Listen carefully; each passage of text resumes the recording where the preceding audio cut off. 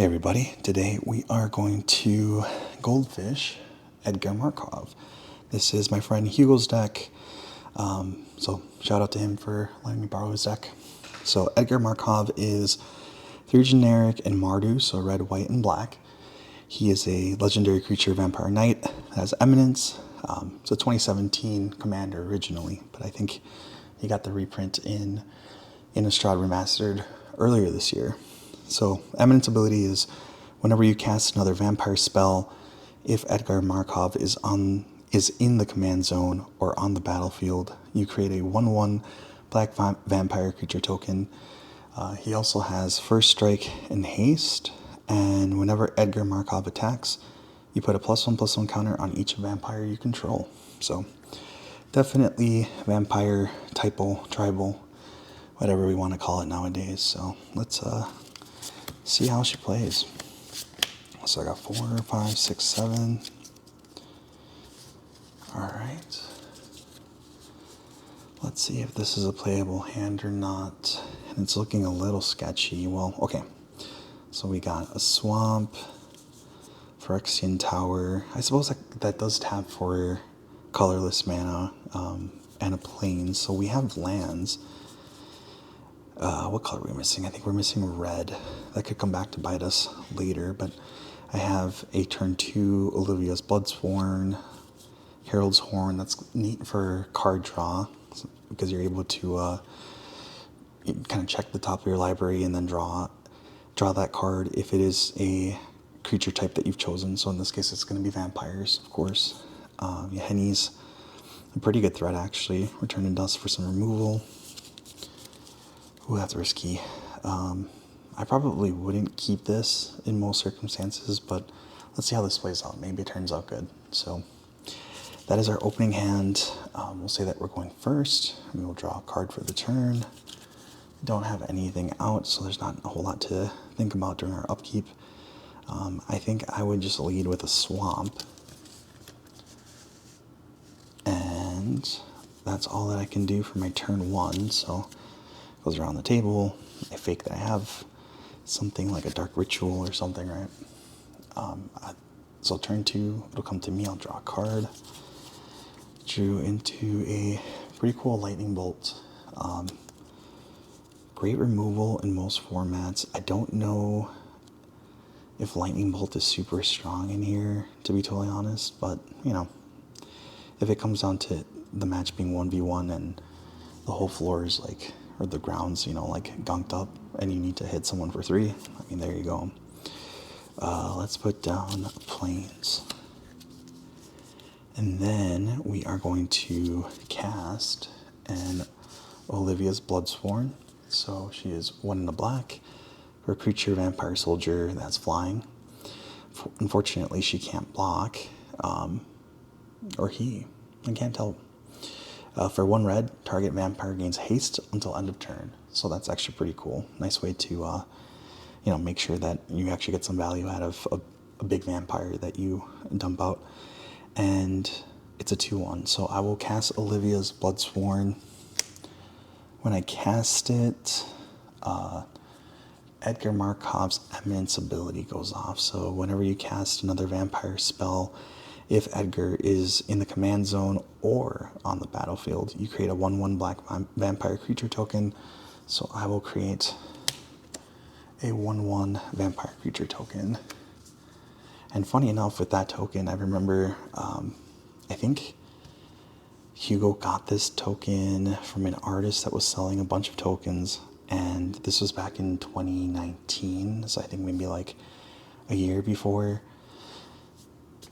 everything that happened, and yeah, good times. It was like a Magic Fest, Twin Cities, Minneapolis or something, I think is where we went to. It was a good time. But anyway, so you get some value, and that's really like what's making Edgar so strong, is just the fact that you're able to create a board relatively quickly. So for 2 mana, we now have 3 power on board. This guy's going to give us some pretty neat ability here. If we had a red, we could of course tap the red and then attack. Actually, you could attack with Olivia's Bloodsworn as well. because it just says target vampire. It doesn't say, you know, another vampire or whatnot. So we'll leave it at that. Turn will go around. It'll come back to me. So I will untap everything again. And we drew into Vault of the Archangel. What is this? Okay, so taps for a colorless or for 2 and Orzhov, I think, white and black. You can tap it, and creatures you control gain Death Touch and lifelink until end of turn. That's pretty cool. Nice little combat trick for sure. But definitely not the red that we're looking for, so. Well, let's play the Vault of the Archangel. What do we do? Do we want to attack, or do we want to get some card draw? I'd say let's try and get some card draw, right? So, now I'll do it on main phase 2. I'll just move to combat, swing at the person that doesn't have, you know, any that is open, no creatures or anything. So, swing in, hit someone for 3, and then second main phase, I'm going to tap for 3 here, and I will cast a Herald's Horn. I'm going to name vampires as it enters. Hopefully it resolves, of course. Neat thing is creature spells you cast of the chosen type cost 1 generic less to cast, so it's a nice little coupon. But I think the part that's the most important to me anyway is beginning of your upkeep. You look at the top card of your library. If it's a creature card of the chosen type, you may reveal it and put it into your hand. So you could potentially end up getting some card advantage off of it, which is neat. So, and for 3 mana, I think those 2 effects are very strong. So for the sake of space, I'm going to put it back here. Make sure that everything is still visible on the camera. Cool. And that is our 3rd turn. 4th turn, we will untap our vampires, and then Herald's Horn is going to go off. So I will look at the top card of my library. If it's a creature card of the chosen type, so if it's a vampire, I get to put it into my hand, and that is before your draw. So this is happening at the beginning of the upkeep. So I will check. Unfortunately, it is not a vampire, so I must put it back, and then I'll proceed to my draw step, where I will draw the swamp. Okay, so we are not hitting the red that we want, but that's fine. We'll get to it eventually. I'm going to put down a swamp. I'm going to... I think I'm going to keep planes up. So I'm going to fiend some removal. Or fake some removal. Okay. So we'll double swamp Vault of the Archangel for 1 generic. And I'm going to cast Yeheni, Undying Partisan, so for 2 and a black. It's a legendary creature, Aetherborn Vampire that has haste. Whenever a creature an opponent controls dies, you put a +1/+1 counter on Yeheni, Undying Partisan, and you can sack another creature to give Yeheni indestructible until end of turn. And that sack is, it's an activated ability in this case, but you don't have to pay for it, which is cool. And it can be done at instant speed as well. So I know from what I remember that there are a few kind of sacrifice plays that you can do. I'm pretty sure Blood Artist is in here for sure. But pretty strong. So, all right. We'll cast Yeheni again. Edgar Markov will trigger because that is a cast trigger, which is actually really strong in this case because whatever vampire that you cast does not have to resolve. And then, so if something that you cast is huge and it's powerful and it gets countered, you're still getting at least a 1/1 token, right?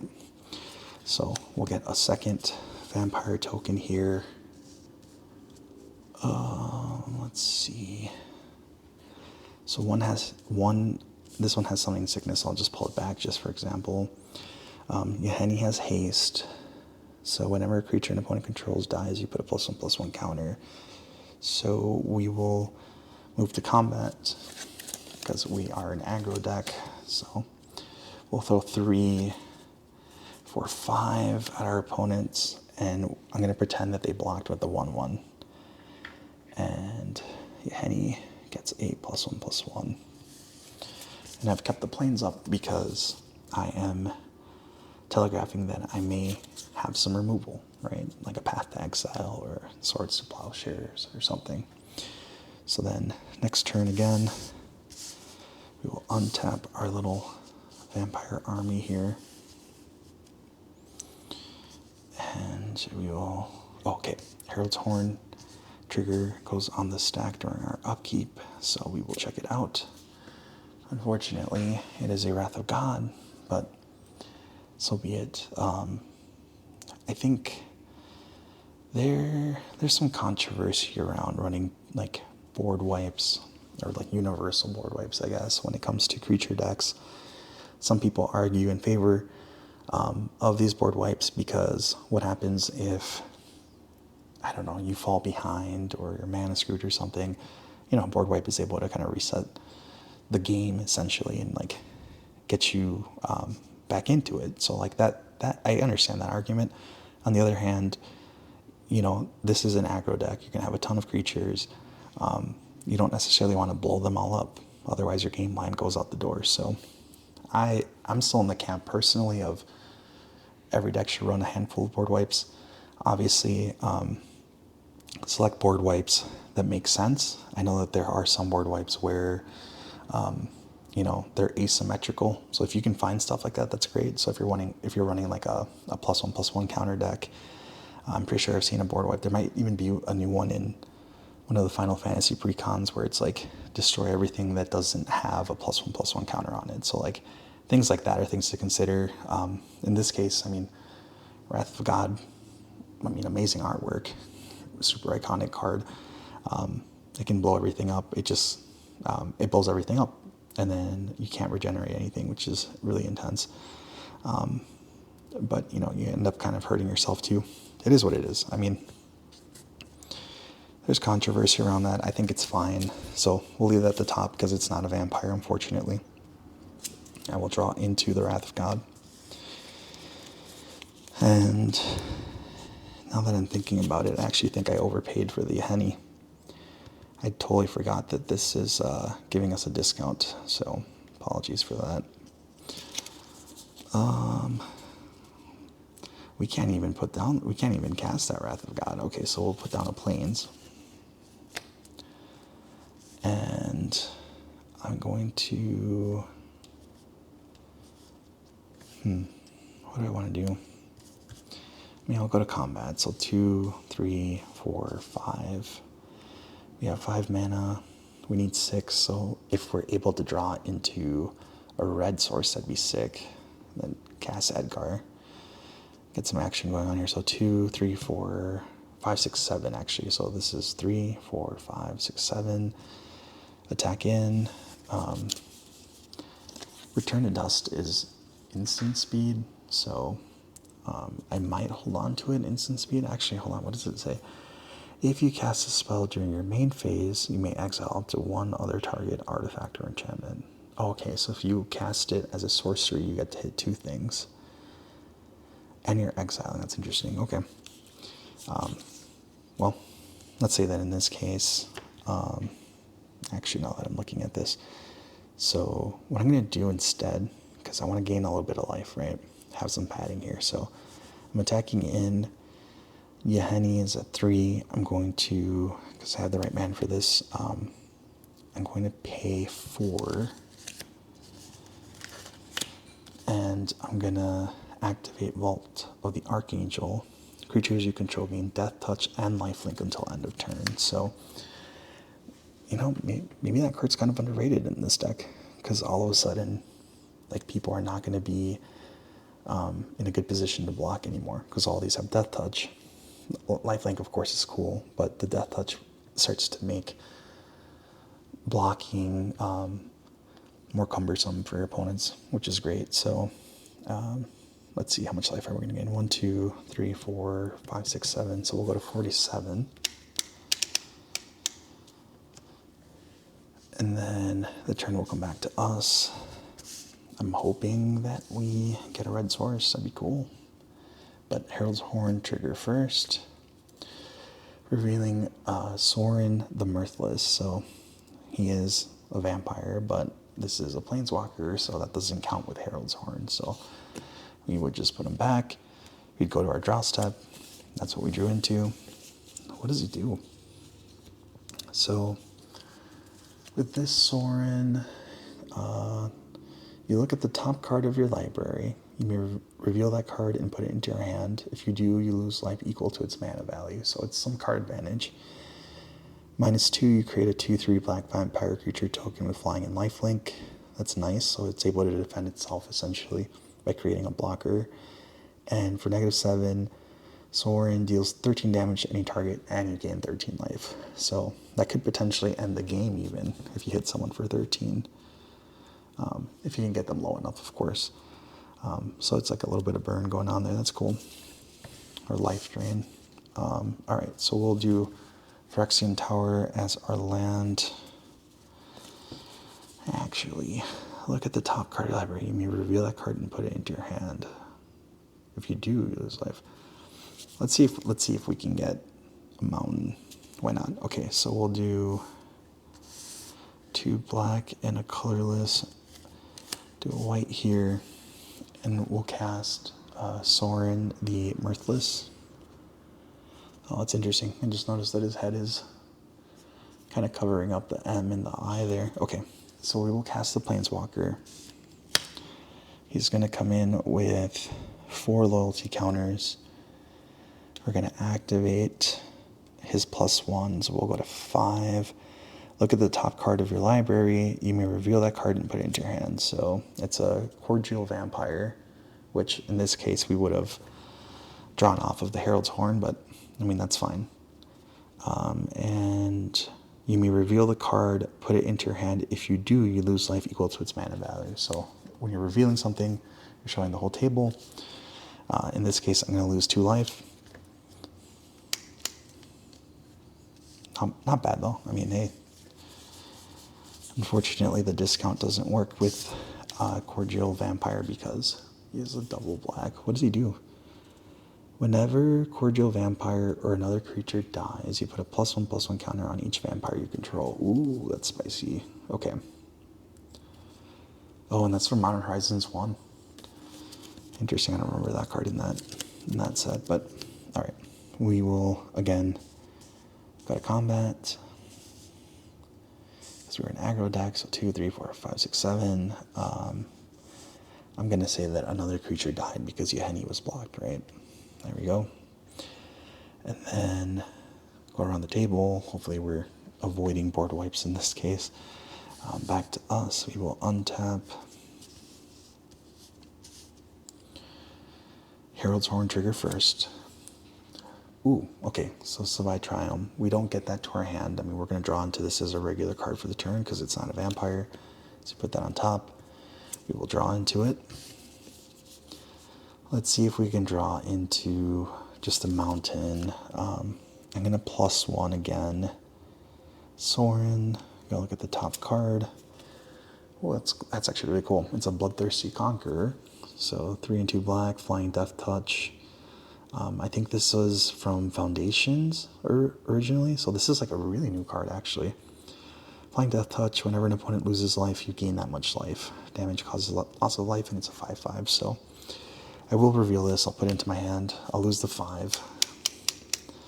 Remember, losing life is not that big of a deal. It is a resource, so, and you have a lot of life in Commander, so definitely don't be afraid of, losing a few points here or there.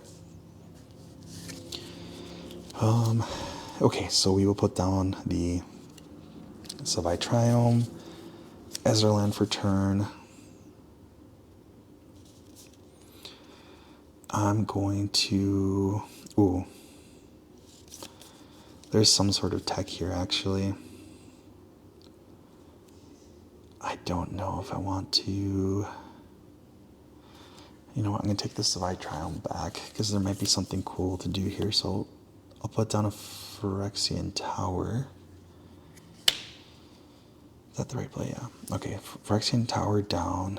I'm going to cast Cordial Vampire, and Cordial Vampire will enter Edgar Markov's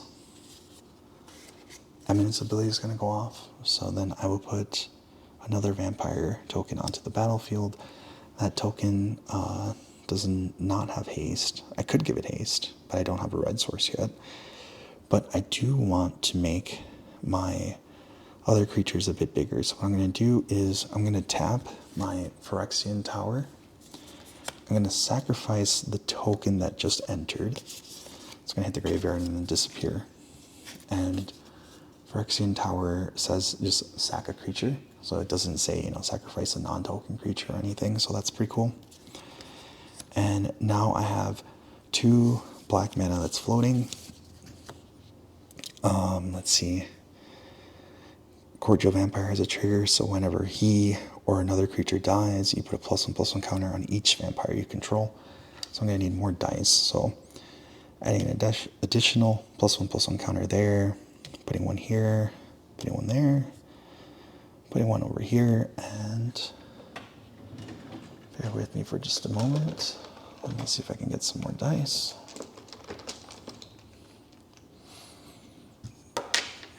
I didn't expect the need for so many dice, but we have plenty. Okay, so +1/+1, +1/+1, +1/+1, and I have 2 black mana floating. So, and Bloodthirsty Conqueror is going to cost 1 less because of Herald's Horn. Okay, so this is actually going to cost me 2 generic and 2 black. So I'll use the 2 black to pay for the 2 black, obviously. And then I'm going to leave 1 plains up, tap the Vault of the Archangel and a white to cast Bloodthirsty Conqueror, who's going to enter, and Markov sees that it's a vampire. I'm going to get a token that is also going to enter. So as you can see, this starts to really snowball, which is cool. You know what I mean? Obviously right now we're kind of off to a slow start, but I've seen games where I've played against Hugo where he's had these many vampires out on turn 3 or 4, and all of a sudden I'm sitting there with my landfall deck or whatever, or my Mimeoplasm deck or something, and all of a sudden I'm getting aggroed out. I'm like, what is going on? So feels good to be on the controlling Edgar, not playing against him in this case. All right, so we'll go to combat. We'll swing in for 1, 2, 3, 4, 5, 6, 7. He just entered 7, 8, 9, 10, 11, 12 damage total. And then go around the table, back to us. I will untap everything. Untap this plains. Man, there's so much going on here. Okay. Oh, how much damage did I do? Because this happens too. Hang on. 1, 2, 3, 4, 5, 6, 7, 8, 9, 10, 11, 12. Because Bloodthirsty Conqueror says whenever an opponent loses life, you gain that much life. So if I did 12 damage to someone, I'm gaining 12 life. So I'm going to go to 50, 51, 52. Okay, back on our turn. Herald's Horn triggers. It is a vampire, finally. It's a Stormkirk Captain. Other vampire creatures you control get +1/+1 and have first strike. So again, just trying to kind of continue boosting up our vampires and our vampire tokens. So this will come to hand, and then we go to draw a regular card for the turn. It is an Arcane Signet, which would have been wonderful a while back. We'll put down a Savai Triome, and we'll figure out some math here. It's funny, I play this game and math is not my forte, never has been. I'm still counting with my fingers, it's kind of funny. Let's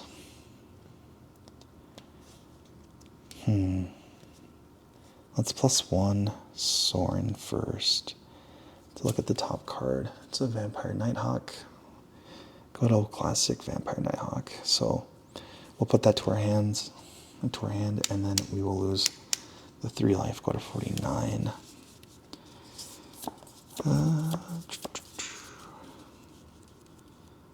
Hold on, let me see something. No.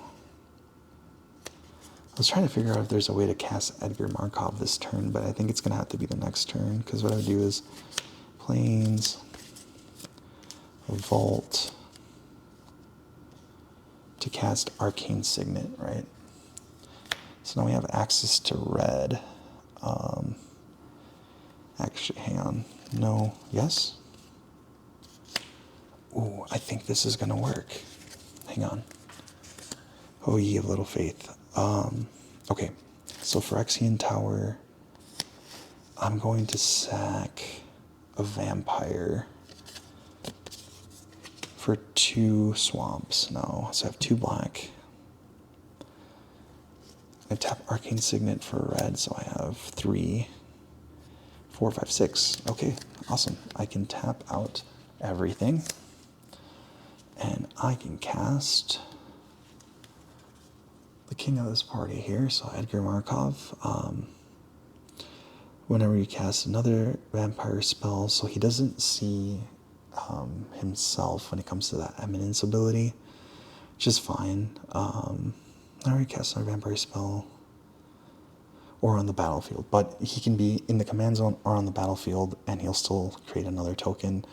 Has first strike and haste, so I'm going to cast him, and then I am missing another trigger because it's getting buried under here.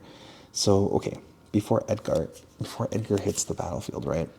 So let's say I still have all that mana up. Since I did sacrifice a creature, Cordial Vampire is going to go off. So all of a sudden it's going to be another +1/+1 here, +1/+1 here, +1/+1 here, here as well.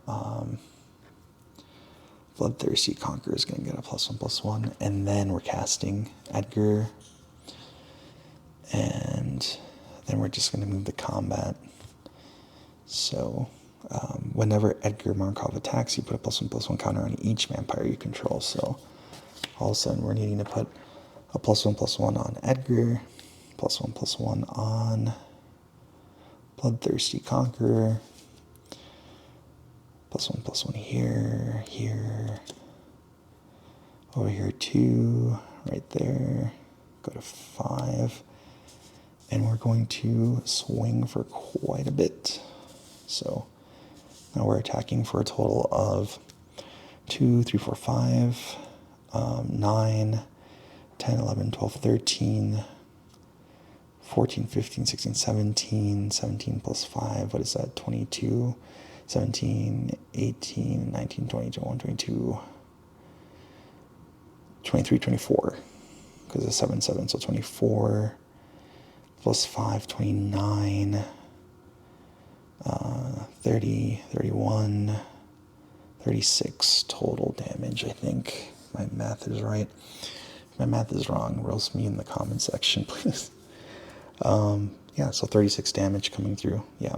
1, 2, 3, 4, 5, 6, 7, 8, 9, 10, 11, 12, 13, 13.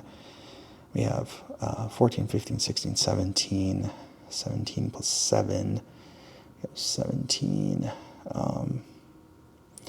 plus the 3, 20 plus the 5. Yeah, 25. Okay. Yeah, 27 total, right?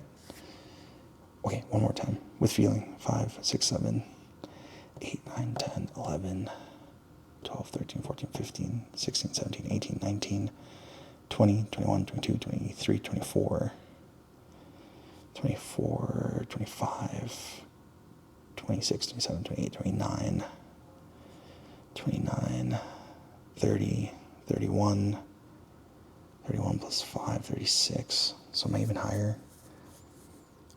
You get the point. We're attacking in for a bunch of damage. We're going to gain a ton of life off of the Bloodthirsty Conqueror. We have a full grip of cards still, which is surprising. Vampire Nighthawk and Stormclear Captain. We also have the Phyrexian Tower where we can sack stuff. On our next turn too,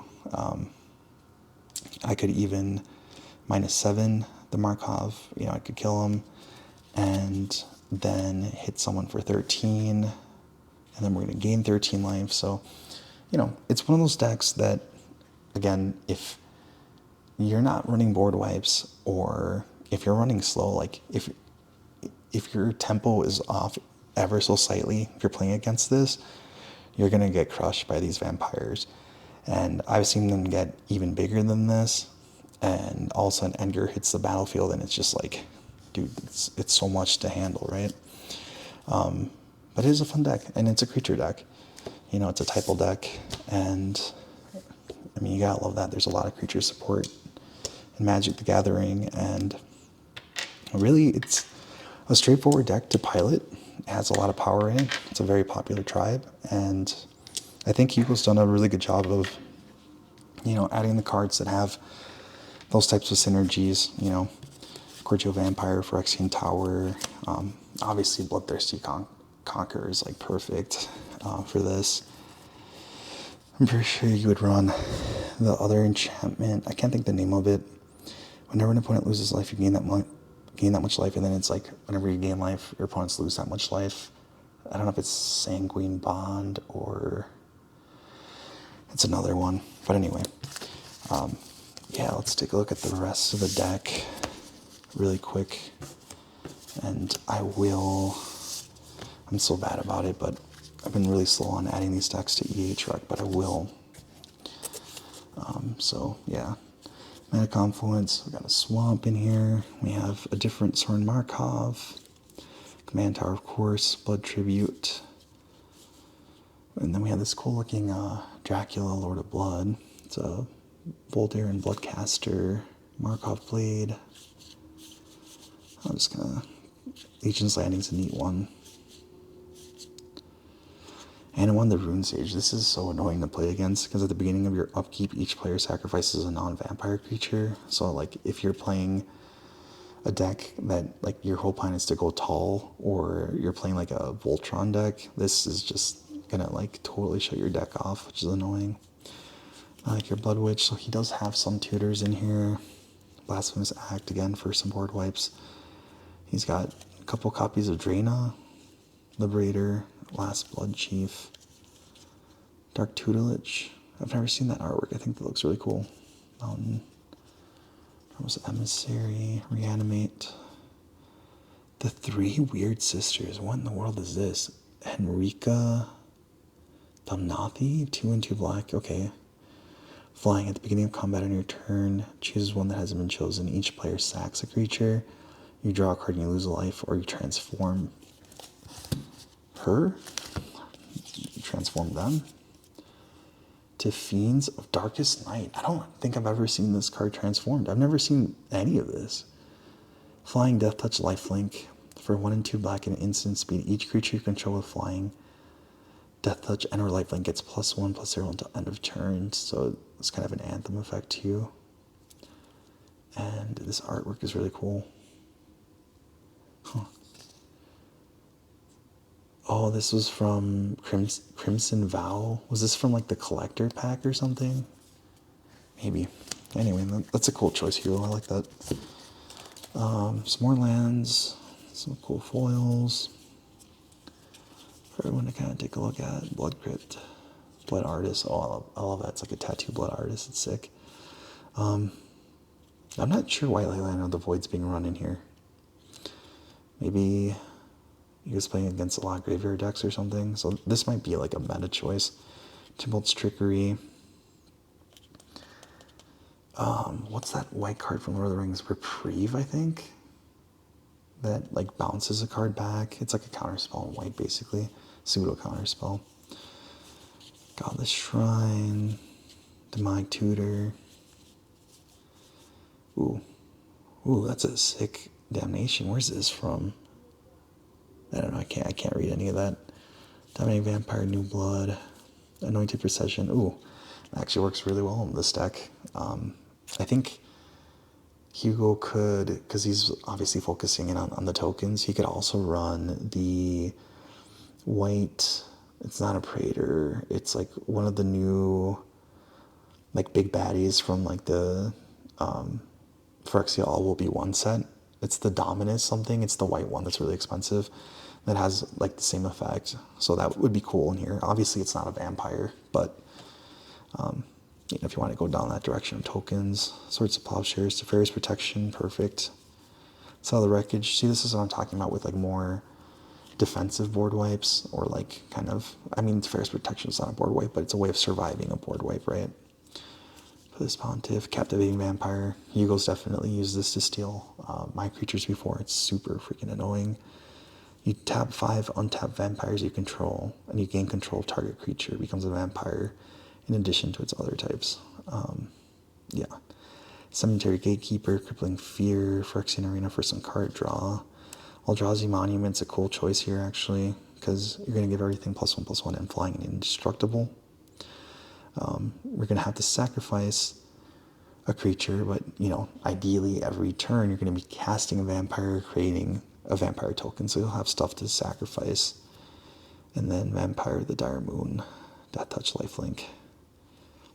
A 1/1/1 kind of, not vanilla, I mean, it has Death Touch and Lifelink, it's alright. I mean, I guess if it gets big, that's kind of cool. And Sweet Sacred Foundry.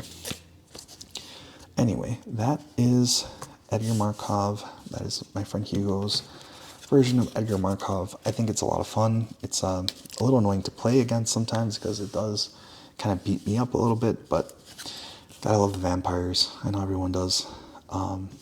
Cool. Well, hope you enjoyed the video. Feel free to leave a like, comment. Feel free to subscribe as well. I'm going to be pumping out some more content here soon, and I'm also doing a $50 Commander deck challenge, $50 budget. I'm going by like TCG market price, I think. Commander price, the price of the Commander is included in the $50. It's fine if it's like a little more than 50 or a little below that, but I'd really love to see everyone's deck lists. I actually made a little post in the community section, which is like a new YouTube feature, so feel free to engage there if you'd like. Let me know in the comments if there's any other Magic the Gathering content that you want me to look at, if you want me to, you know, I don't know, open up some more packs or look at some more decks or whatever. I'd be happy to, you know, see what's good. So anyway, thank you all for watching, and enjoy the rest of your weekend. See ya.